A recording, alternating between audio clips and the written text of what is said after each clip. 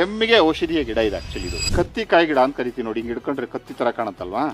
So ಅದಕ್ಕೆ ಇದರಲ್ಲಿ ಹಿಂದಿನಲ್ಲಿ ಕಾಸ ಮರದ್ದಂತ. ಸೊ ನೀವು ಮಳೆಗಾಲ ಬಂತು ಹೇಳಿದ್ರೆ, ನೀವು ಶಿವಮೊಗ್ಗ ಬಿಟ್ಟು ಆಚೆ ಹೋಯ್ತು ಅಂತ ಹೇಳಿದ್ರೆ ಪ್ರತಿ ಮನೆಯಲ್ಲಿ ಈ ಗಿಡ ಬೆಳೆಸ್ಕೊಳ್ತಾರೆ. ಪ್ರತಿದಿನ ಇದು ಖಾದ್ಯ ಮಾಡ್ತಾರೆ. ಅಂದರೆ ಶ್ವಾಸ ಸಂಬಂಧಿ ಕಾಯಿಲೆಗಳು ಮಳೆಗಾಲದಲ್ಲಿ ಜಾಸ್ತಿ ಆಗ್ತದೆ. ಶೀತ ಜಾಸ್ತಿ ಆದಾಗ ಶ್ವಾಸ ಸಂಬಂಧಿ ಕಾಯಿಲೆ ಜಾಸ್ತಿ ಆಗ್ತದೆ. ಸೊ ಹಂಗಾಗಿ ಅದನ್ನು ಪ್ರತಿನಿತ್ಯ ಅವರು ಆಹಾರದಲ್ಲಿ ಬಳಸ್ತಾರೆ. ಇದರಲ್ಲಿ ಚಟ್ನಿ ಮಾಡ್ತಾರೆ, ತಂಬಳಿ ಮಾಡ್ತಾರೆ. ಸೊ ಪತ್ರೊಡೆಗಳನ್ನೆಲ್ಲ ಮಾಡುವಾಗ ಕೆಮ್ಮಿಗೆ ಔಷಧಿಯ ಗಿಡ ಇದೆ ಆಕ್ಚುಲಿ. ಇದು ಕತ್ತಿ ಕಾಯಿ ಗಿಡ ಅಂತ ಕರಿತೀವಿ ನೋಡಿ, ಹಿಂಗೆ ಹಿಡ್ಕೊಂಡ್ರೆ ಕತ್ತಿ ತರ ಕಾಣುತ್ತಲ್ವಾ.